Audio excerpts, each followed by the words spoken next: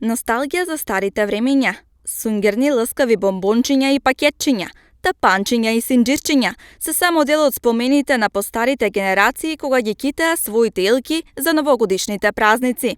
За украс, тенки шарени фолии, кои со еден потек се отвараа и се ставаа по рамките, лустерите, прозорите и слично. Еластични, но и лесно се кинеа, па често и скинатите делови се зацкриваа. Една врста на сијалички, шарени, кои брзо се загреваа, па чиста беше појавата, некои и да не светеа. Секојдневно по една прегорена лампичка.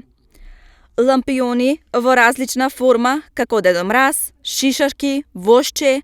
Елките беа шарени, украсени со стаклени лампиони во бои. По елката стававме топчиња вата, да изгледа како снег. Од бели листови хартија правевме снеголки и снежковци. Често се користеа и кончаните еднобојни лампиони.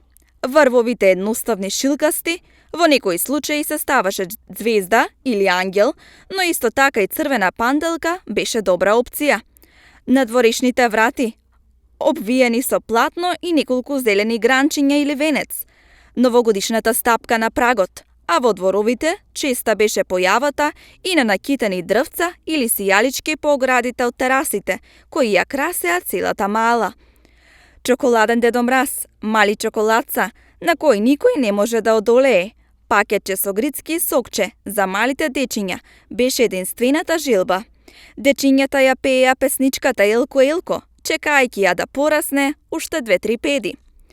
Општина Струмица 2024 година ја дочека во полн сјај. Во денешно време, изобилство на украси е привилегија за сите љубители на топол амбиент, а самата атмосфера беше видлива и низ градот Струмица, и сјајот, кој сигурно во 90-тите години не бил исти, а најчести желби во сегашно време се здравје и мир во сечиј дом во текот на целата година.